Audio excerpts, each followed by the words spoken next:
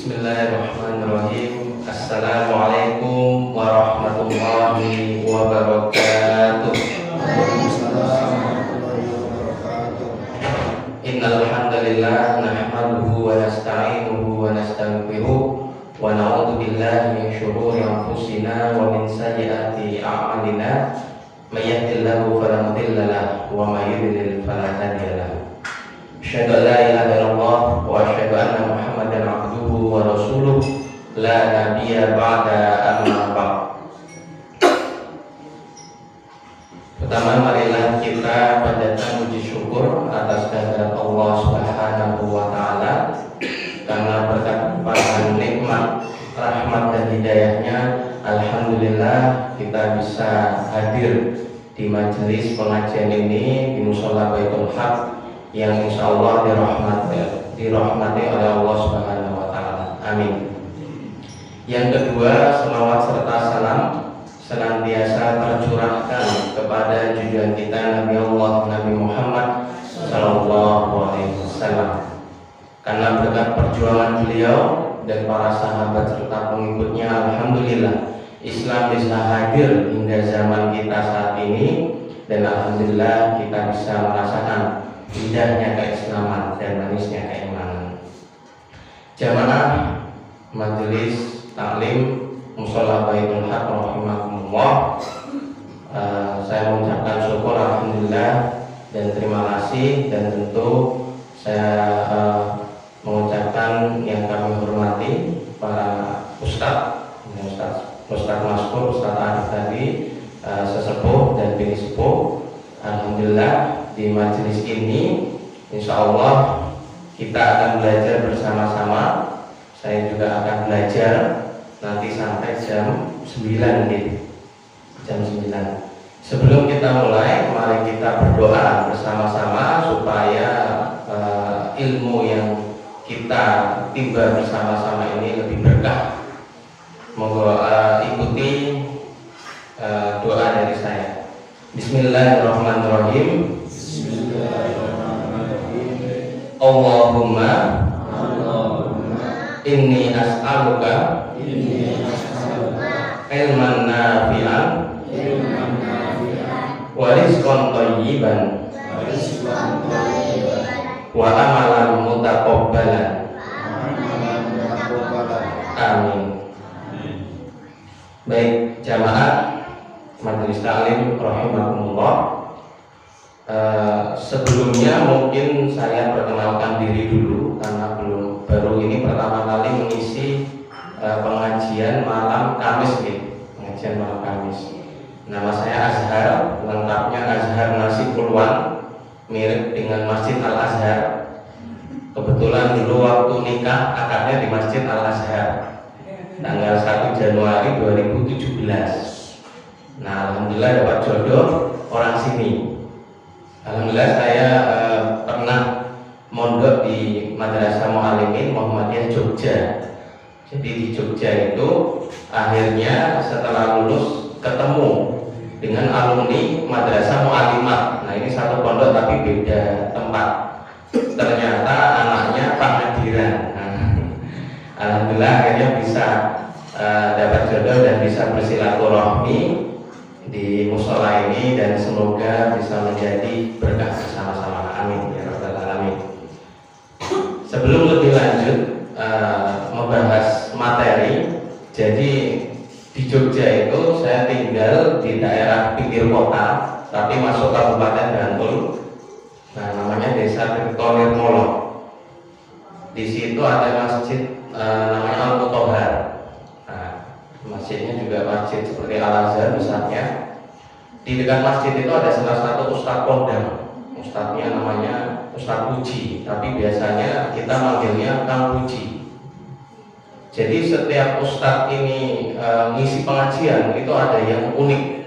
Jadi ustadz ini kondang karena punya pengajian masyarakat Jogja, lebih singkat PMJ. Kalau mengadakan PMJ itu jamaahnya sampai bis-bis datang dari luar kabupaten. Jadi masya Allah banyak.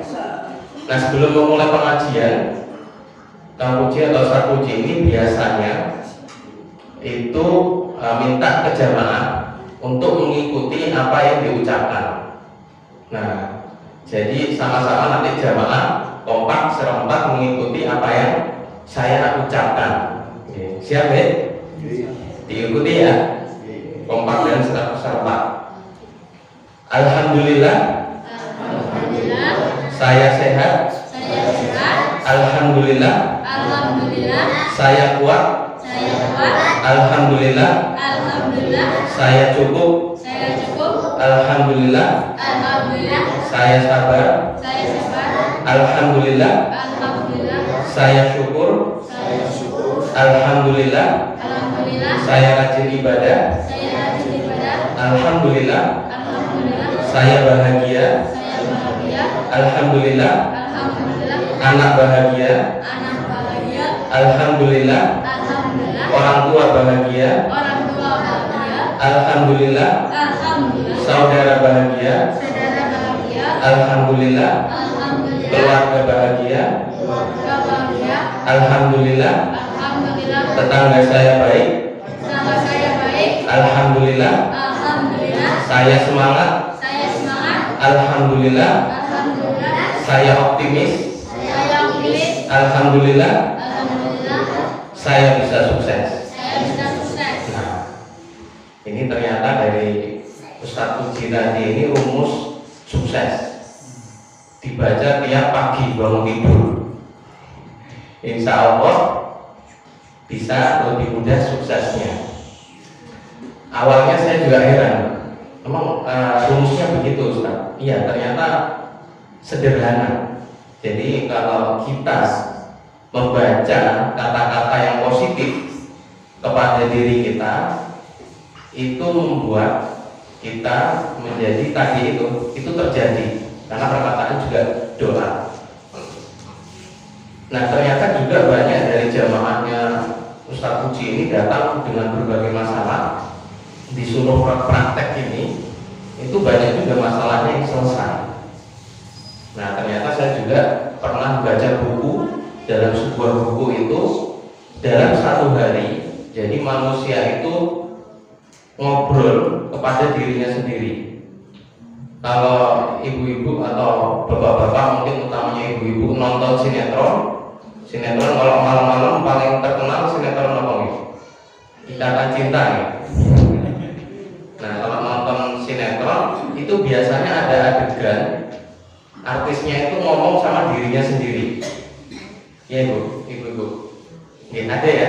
Jadi adegan artisnya itu ngomong sama dirinya sendiri, atau kalau istilah Jogja itu bermong.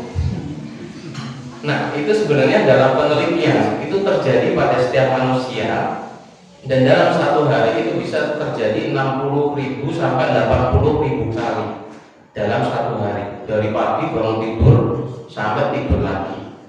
Dan ternyata sebagian besar perkataan atau ngobrol dengan diri sendiri itu sebagian besarnya negatif. Jadi sering kali kita tidak sadar kita ngomong ke diri sendiri itu kata-kata yang negatif.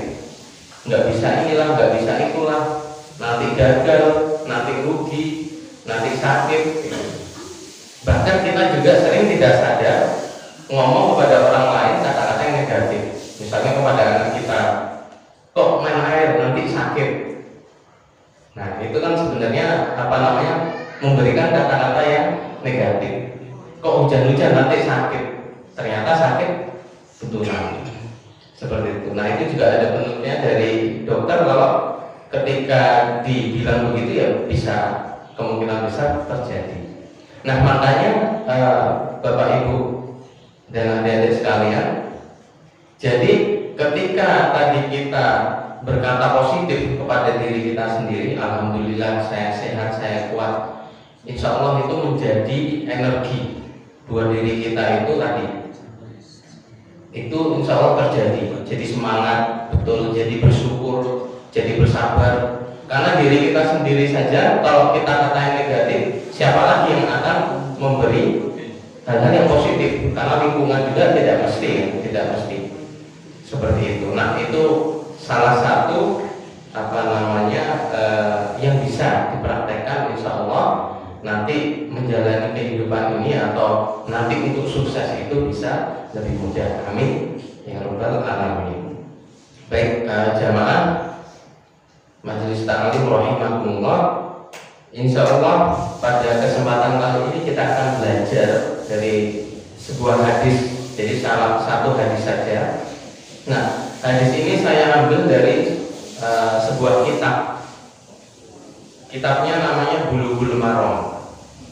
Dulu saya sempat mempelajari di pondok, tapi karena kitabnya itu tebal dan banyak, halamannya ribuan, jadi nggak sampai selesai, hanya mempelajari sebagian.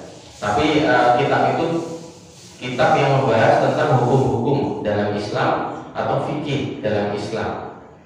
Tapi karena dibahas rinci dan detail, jadi mudah untuk dipelajari.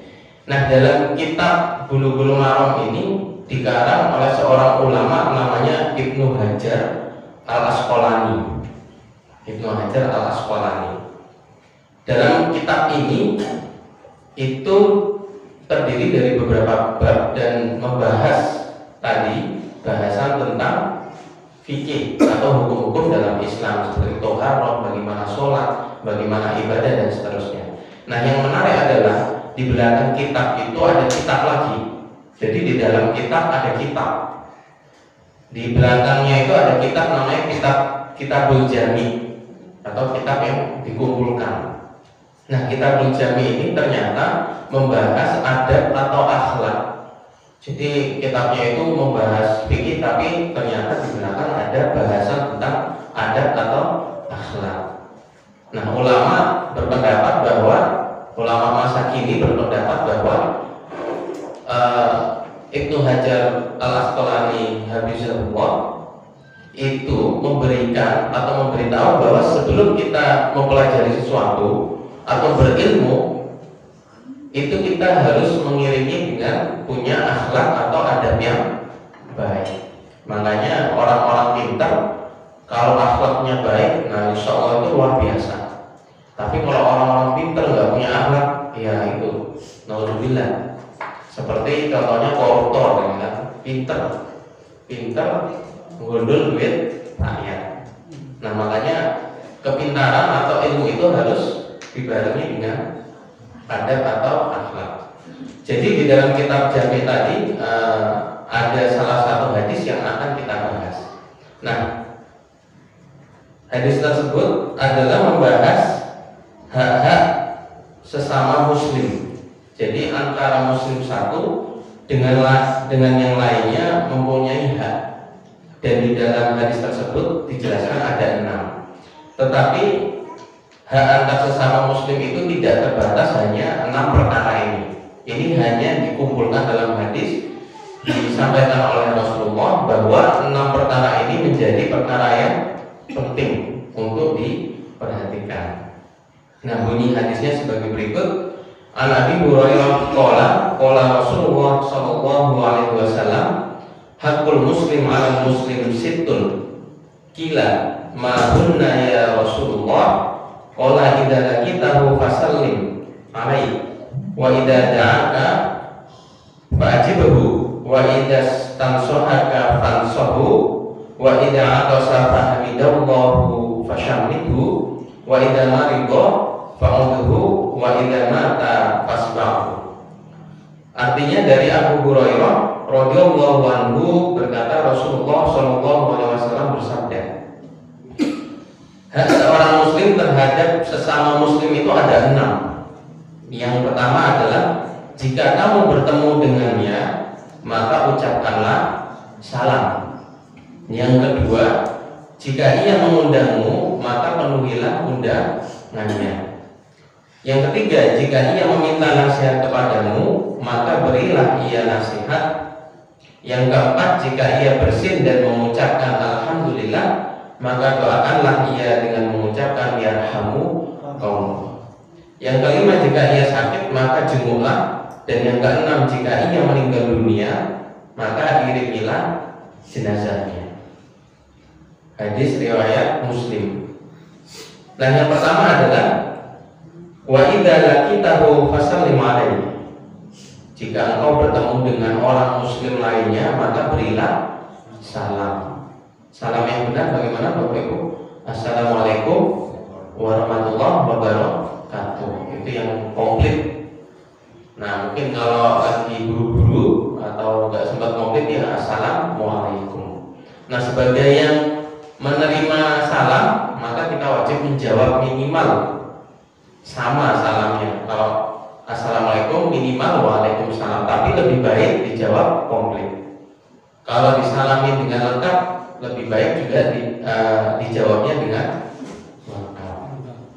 Nah, begitu juga kalau di sosial media. Jadi ada bahasan juga dari dulu dibahas, ya sebaiknya di sosial media sama. Kalau bisa salam itu tidak disingkat. Kan banyak model salam di WA itu disingkat ASS gitu, ASW, apalagi Askum, Melekum, atau anak-anak remaja itu agak alay, Melekum atau apa gitu. Bikin-bikin akhirnya kata-katanya itu tidak ada artinya. Padahal assalamualaikum artinya sangat baik. Kita mendoakan supaya saudara kita diberikan keselamatan, warahmatullah diberikan rahmat, wabarakatuh diberikan berkah. Sekali ketemu langsung didoakan tiga doa. Kalau ketemu satu orang, ketemu 10 orang, didoakan sama 10 orang. Maka insya Allah berkah sekali hidup kita ketika saling mendoakan.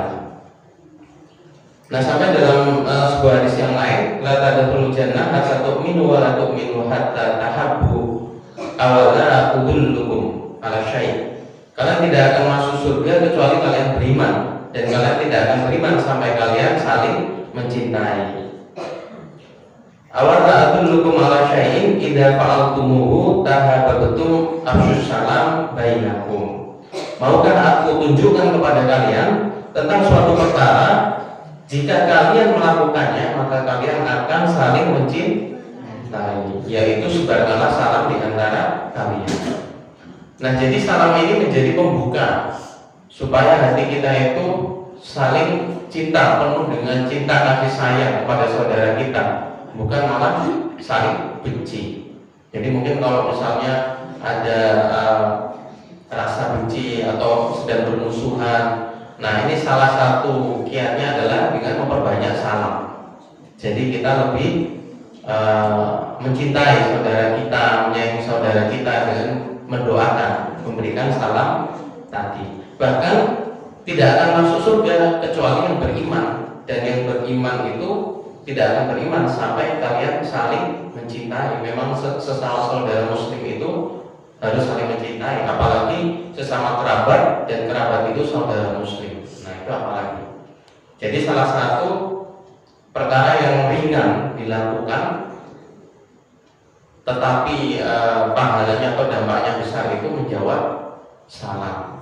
Nah, sedangkan saat ini orang-orang musuh Islam atau orang-orang Barat ingin menjauhkan umat Muslim itu dari kehidupannya, dari kehidupan Islaminya. Jadi seakan-akan salam itu bahkan dinilai, wah ini kok sering salamnya lengkap, wah ini agak radikal gitu. Jadi kita itu sedang diserang oleh musuh kita tanpa sadar. Bahkan anak-anak muda itu diracuni dengan salam-salam yang nggak Islami. Jadi dikasih sebutan salam-salam baru, misalnya halo bro gitu, halo gan, ya kan, dan lain sebagainya.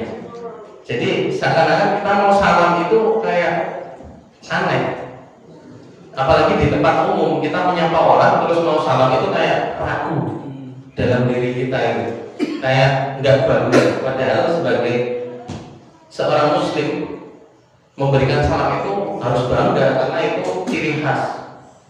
Terus itu kegiatan yang sederhana tapi mendoakan saudara kita, dampaknya besar seperti itu. Ciri khas seorang muslim, harusnya kita bangga. Tapi yang terjadi hari ini, kita dijauhkan dari kehidupan Islam kita.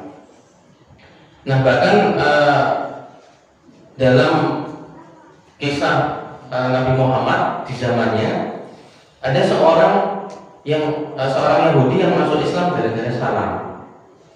Jadi dari sebuah hadis yang bersumber dari Abdullah bin Salam, beliau ada seorang Yahudi yang masuk Islam kemudian menjadi sahabat Rasul.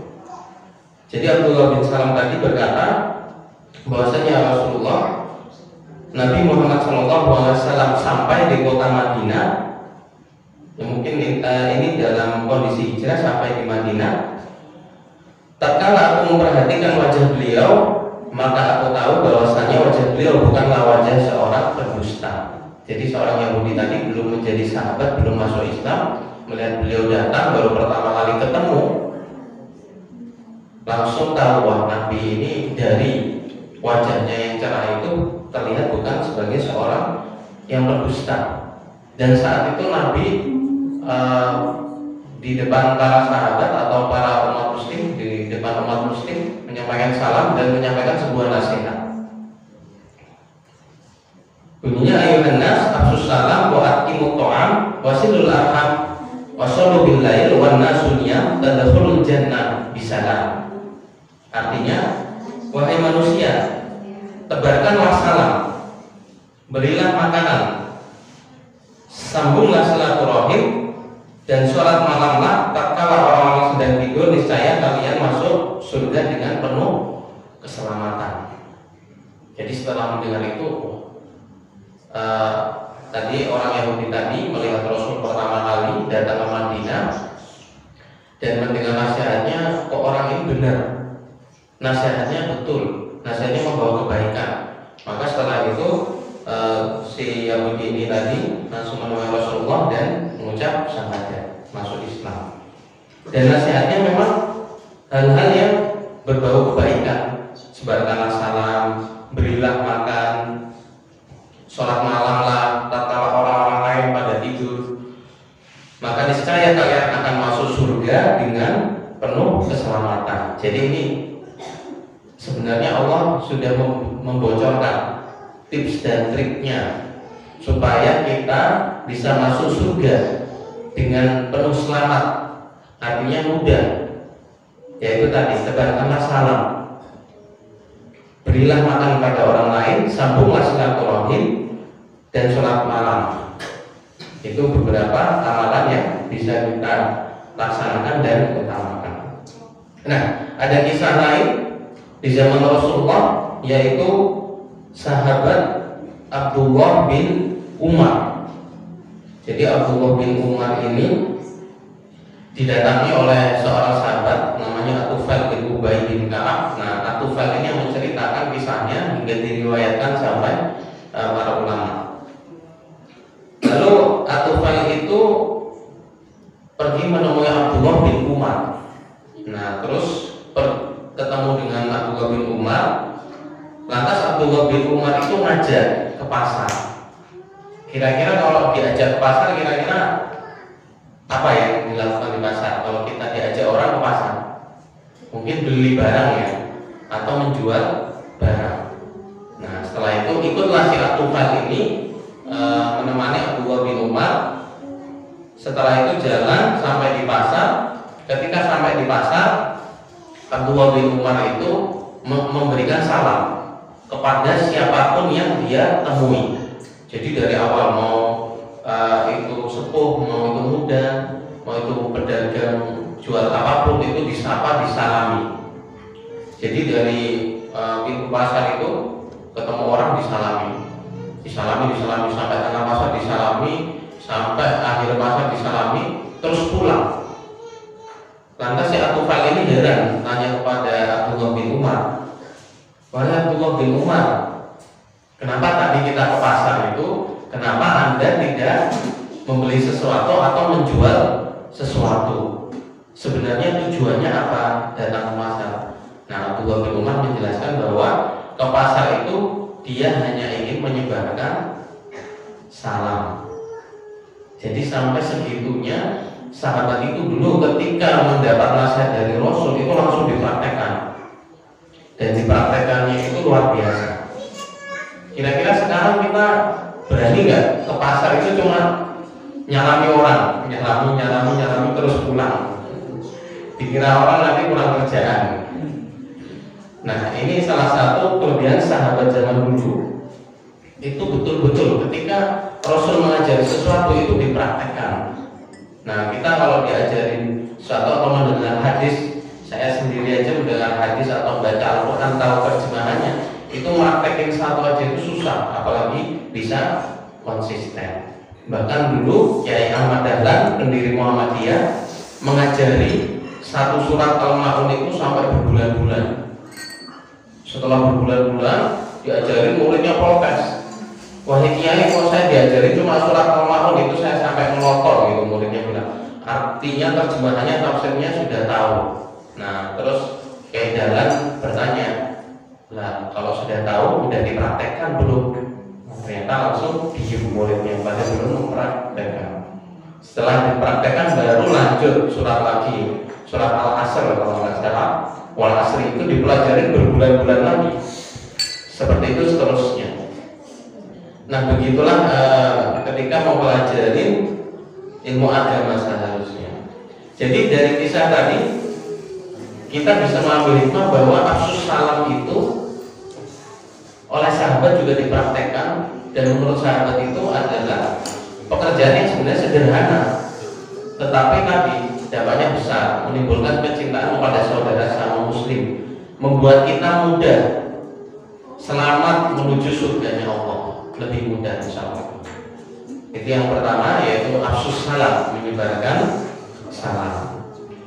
Yang kedua adalah wa idza ja'aka fa'jibhu, jika dia mengundangmu maka penuhilah undangannya.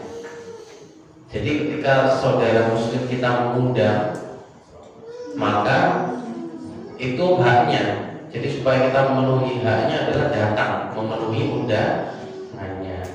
Kecuali memang undangannya terus mengandung hal-hal yang berbau maksiat.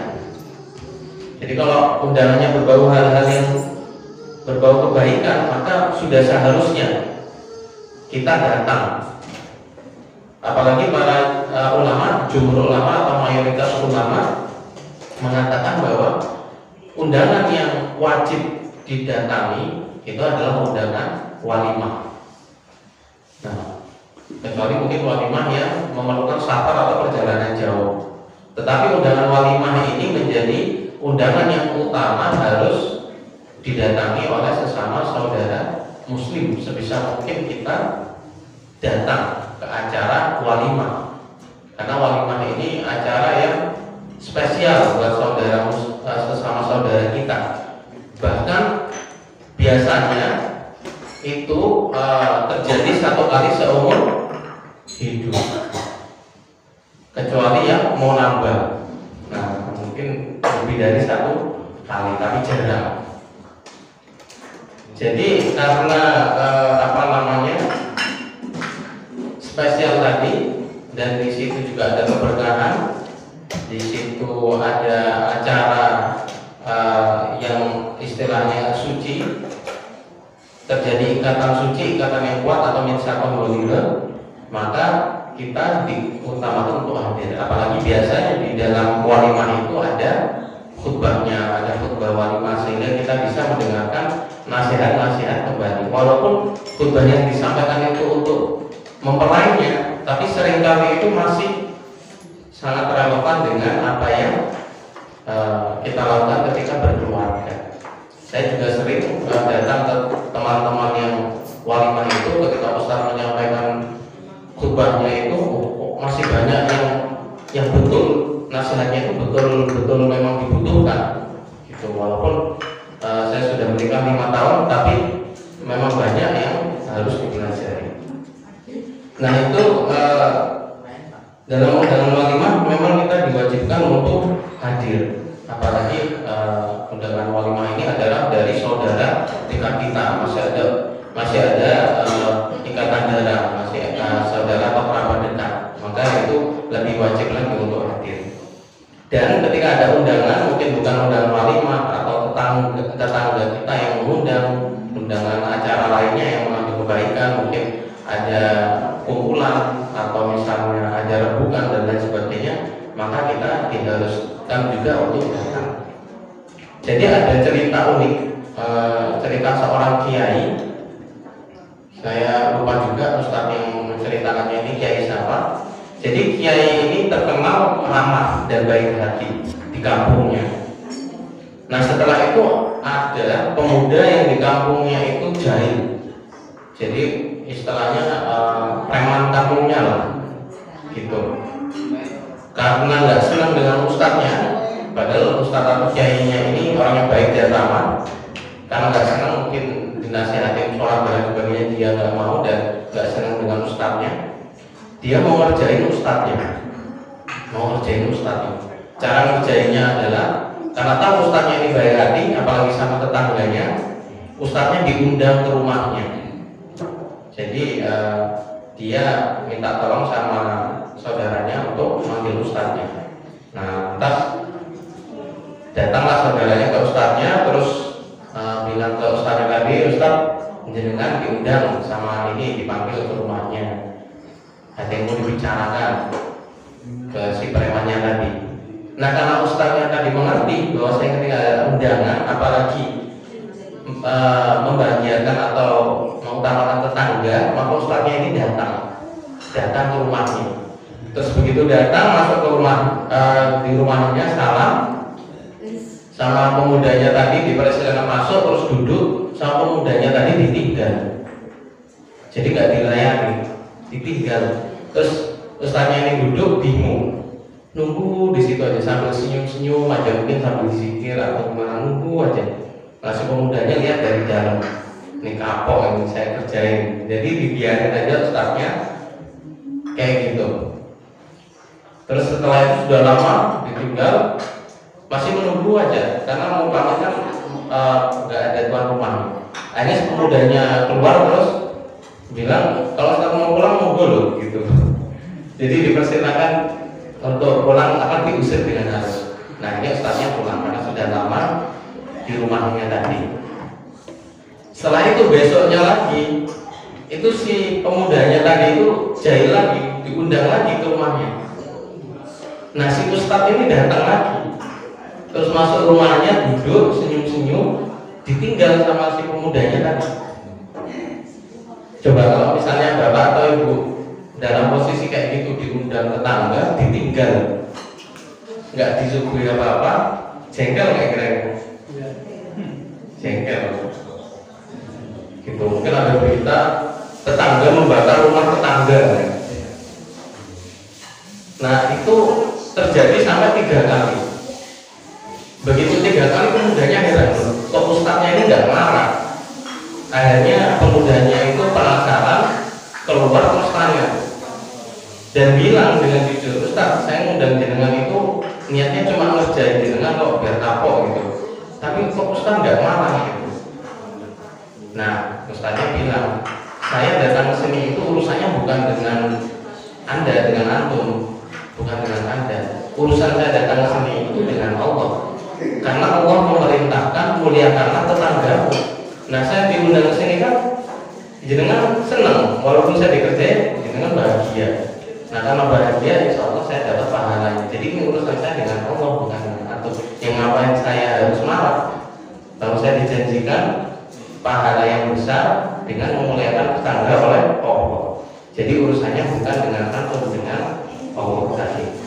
Maka akhirnya si pemuda ini luluh hatinya, malah akhirnya bertobat. Nah itu ada salah satu kisah bahwasanya memuliakan tetangga itu ya memang utama. Dan tadi ada akhirnya hikmah yang bisa diambil. Yang kedua tadi, apabila diundang maka kita wajib untuk hadir di undangan tersebut. Nah yang ketiga, wa idas tansohaka fansohu, jika dia minta nasihat kepadamu maka nasihatilah dia. Jadi seseorang itu disunahkan untuk bisa memberikan nasihat kepada orang lain, terutama kepada saudaranya. Nah apalagi kalau saudaranya itu datang meminta nasihat, maka kita wajib memberikan nasihat. Jadi wajib memberikan nasihat kalau ada orang yang minta nasihat, bukan malah dijelek-jelekkan atau dimarah-marahin, atau malah nggak mau memberikan nasihat. Nah, dalam sebuah hadis yang lain juga dijelaskan keutamaan memberi nasihat.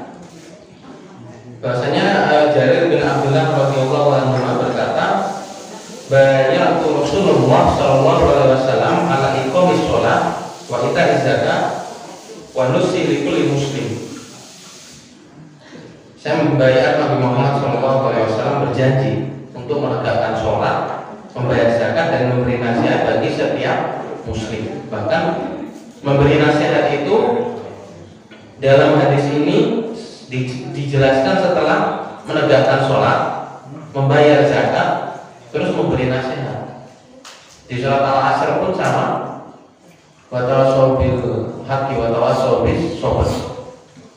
Jadi memberi nasihat supaya menetapi kesabaran dan kebenaran.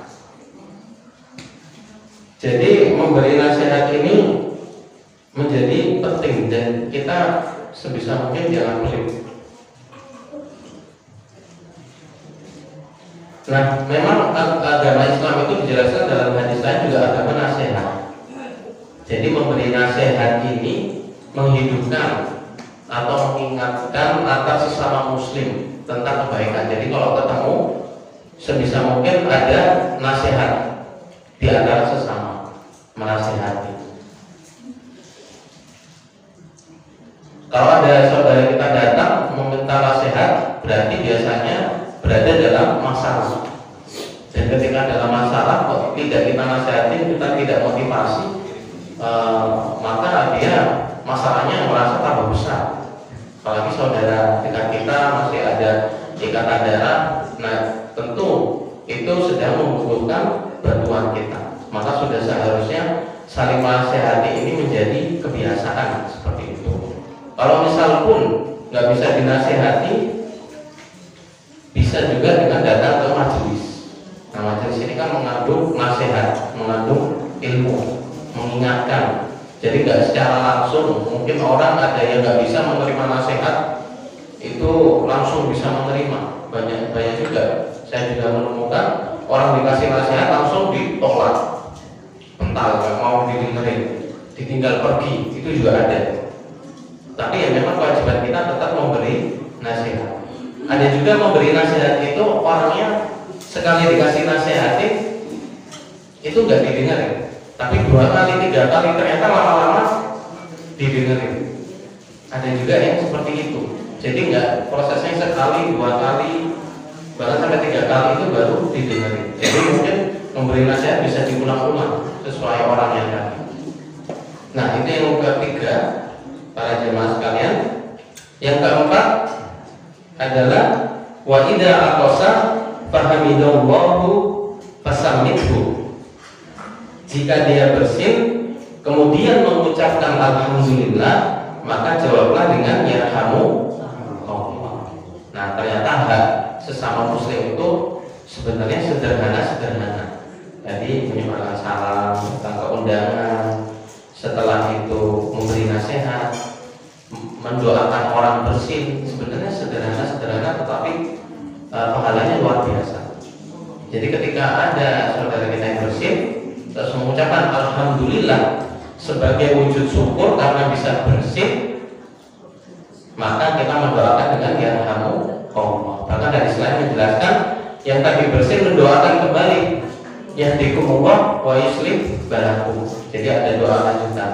Tapi kalau yarhamu Allah sudah, nah itu sudah sangat baik. Karena ini bentuk syukur dari nikmat bersin.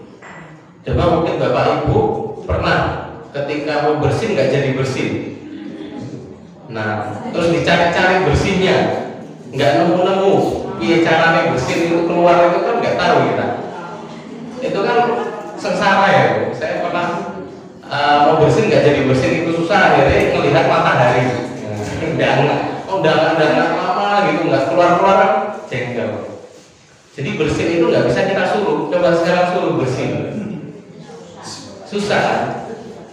Mungkin bisa karena ada corona di cuman hidungnya itu jadi gampang bersin. Jadi bersin ini memang sesuatu nikmat yang spesial. Bahkan ada penelitian Jadi bersin ini, ketika orang bersin itu mengeluarkan hormon namanya endorfin. Jadi hormon ini tuh keluar dan membuat orang bahagia. Jadi kalau sedang bahagia itu biasanya hormon endorfinnya keluar, gitu. Nah, bersin itu juga membuat hormon endorfin ini keluar. Jadi setelah bersin itu senang, itu wajar karena ada hormon endorfin tadi. Ini merupakan nikmat dari Allah Subhanahu Wa Taala. Bahkan ada penelitian juga, seorang yang bersin itu kan tenaganya besar, ya Bapak Ibu, kuat sampai anginnya keluar kencang. Itu dihitung sama ilmuwan, itu dihitung seberapa kencang anginnya orang bersin itu, melontarkan partikelnya itu seberapa kencang.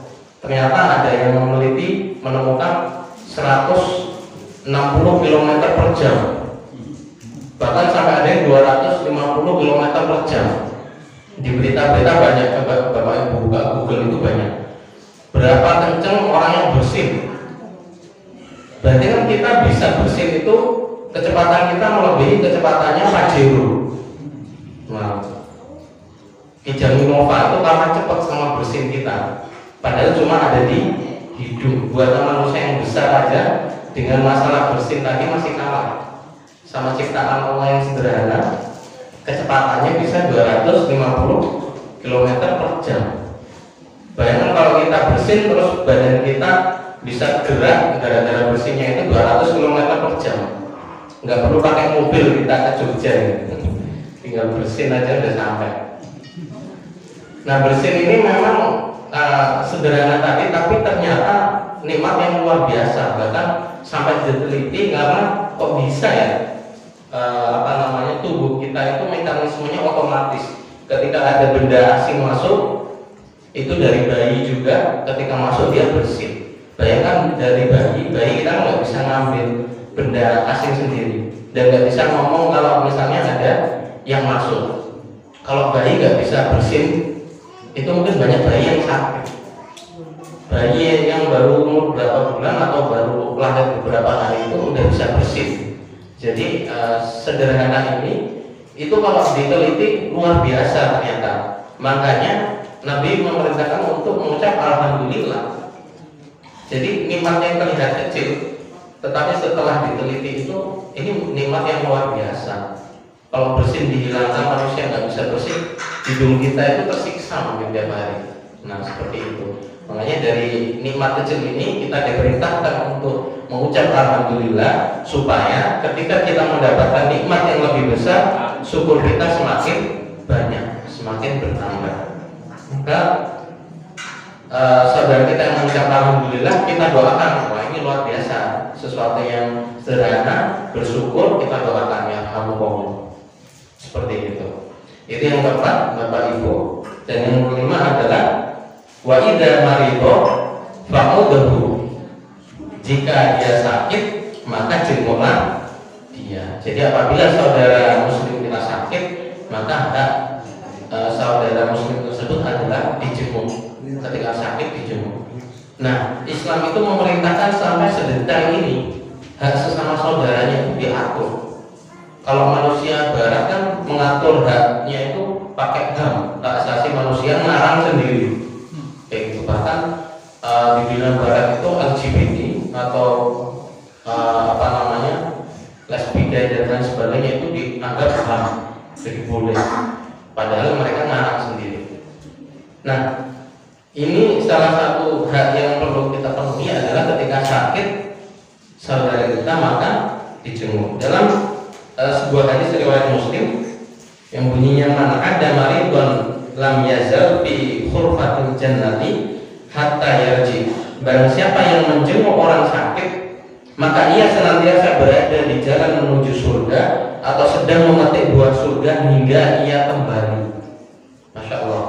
Jadi pahalanya ketika kita menjenguk orang sakit dalam perjalanan keluar rumah sampai menjenguk sampai pulang lagi, kita itu seperti berada di jalan surga. Berarti kan setiap langkahnya mengandung pahala, bahkan seperti memetik buah surga. Jadi menjenguk orang sakit ini menjadi hak tadi karena hikmahnya banyak.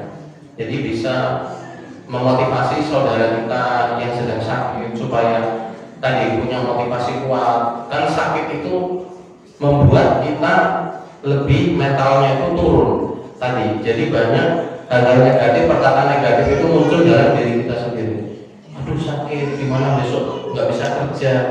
Aduh sakit, gimana anak-anak cari bikin masaknya, bikin makannya. Sakit itu menimbulkan memang pikiran, menambah pikiran. Nah makanya dengan dijemur tadi insya Allah bisa memotivasi lagi. Sedangkan saudara yang menjemur tadi juga mengambil hikmah. Alhamdulillah saya sehat, maka sudah seharusnya menggunakan sehatnya tadi untuk hal-hal yang baik, yang produktif. Jadi tidak malas-malasan, tidak disia-siakan. Jadi Nabi berkata, unduru ilaman asfala minkum walatan duru alama fawwakum. Jadi dalam urusan dunia itu jangan melihat ke bawah, tetapi lihatlah ke atas. Jangan melihat ke atas, tetapi lihatlah ke bawah. Maaf kembali.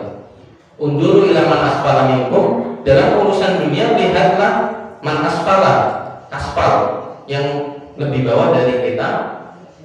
Walatan duru alama fawwakum, tapi jangan melihat yang atas dari kita dalam urusan dunia. Kalau dalam urusan ibadah kebalikannya. Jadi ketika mungkin kita merasa kok hidup kita susah, terus habis itu kok banyak masalah, banyak ujian, mungkin kita perlu menjenguk saudara kita yang sakit. Alhamdulillah kita masih sehat itu luar biasa nikmatnya. Saudara kita itu sedang ditimpa sakit, kondisinya masya Allah gitu. Jadi dengan menjenguk tadi melihat lebih bawah, kita bisa mengambil hikmah supaya lebih bersyukur. Menjenguk saudara belum mempan, jenguk orang ke rumah sakit. Nah di rumah sakit itu kan banyak orang sakitnya lebih parah. Belum mempan lagi jenguk semua orang yang ada di rumah sakit yang nggak masalah. Datang ke sapamnya, ditanya siapa, assalamualaikum Pak, mau jenguk siapa? Saya mau jenguk semua yang ada di rumah sakit. Nggak masalah. Belum mempan lagi ke rumah sakit kok belum tersentuh hatinya untuk lebih bersyukur, jenguk orang di kuburan, orang meninggal. Di situ bisa mengingatkan diri sendiri bahwa kita bakal mati. Belum mempan juga ke kuburan. Nah itu yang repot gitu. Jadi itu tadi salah satu supaya kita bisa melihat atau lebih bersyukur tadi, kita melihat yang lebih bawah. Salah satunya dengan menjenguk orang sakit, pahalanya besar, kita bisa mengambil hikmah. Nah, insya Allah bisa menjadi kemudahan kita tadi. Yang terakhir, yang keenam, Bapak Ibu adalah wa idza mata fatsba'hu. Jika dia meninggal maka ikutilah jenazahnya. Nah ini tadi kalau nggak mempan melihat orang sakit, ya takziah. Takziah wa idza mata fatsba'hu. Jika dia meninggal maka ikutilah jenazahnya. Ikuti di sini maksudnya bukan mengikuti terus gitu, tetapi disolatkan dan dikuburkan. Jadi dalam hadis riwayat Al-Bukhari, barang siapa yang menghadiri jenazah hingga menyolatkannya, maka baginya pahala seukuran kirot. Dan barang siapa yang menghadirinya hingga dikuburkan, maka baginya pahala 2 kirot. Ditanyakan kepada Nabi SAW, apa itu 2 kirot, wahai Rasulullah? Nabi SAW menjawab, seperti 2 gunung yang besar. Dalam hadis lain diumpamakan gunung Uhud. Jadi pahala orang yang menyolatkan dapat 1 gunung. Terus ngikutin sampai menguburkan dapat 1 gunung. Kalau pahala itu diubah jadi emas, jadi dapat 1 emas, 1 gunung. 1 gunung emas. Bayangkan ibu-ibu yang baru pakai 1 gelang emas, 1 cincin emas ini dapat 1 gunung. Nah, jadi luar biasa sebenarnya pahala yang dijanjikan oleh Allah tinggal kita mempraktekkan. Itu pahala cuma menyolatkan dan menguburkan, terlihat sepele tetapi luar biasa. Dan itu yang menjaga syiar Islam bahwa sesama saudara Muslim dari lahir ada akikoh sampai meninggal kita sholatkan, kita rutin, kita mandikan, kita kuburkan, begitu luar biasanya kehidupan dalam Islam. Nah, itu tadi bahwa keutamaan atau hak sesama Muslim yang ada 6 tadi yang menjadi utama dalam hadis ini, tapi tidak menutup kemungkinan ada hak lain yang dipenuhi dalam keseharian, itu mesti banyak. Tapi 6 ini bisa menjadi utama yang harus kita sering-sering praktekkan. Saya juga belajar supaya ini menjadi kebiasaan seperti itu, Bapak Ibu. Jadi ada 6 tadi. Yang pertama adalah afsus salam atau menyebarkan salam. Yang kedua adalah memenuhi undangan. Yang ketiga adalah meminta nasihat dan memberi nasihat. Yang keempat adalah mendoakan orang yang bersin. Yang kelima adalah menjenguk orang sakit, dan yang keenam adalah mengiringi jenazah. Mungkin itu saja yang bisa saya sampaikan. Ini pas sudah jam 9 ya. Sudah selesai. Kurang lebihnya mohon maaf. Semoga kita bisa menjadi muslim yang tadi menjalani kehidupan sesuai dengan sunnah Nabi, bisa memenuhi hak sesama muslim tadi. Insya Allah jalan kita menuju surga semakin mudah. Amin ya rabbal alamin. Billahi taufiq wal hidayah. Wassalamualaikum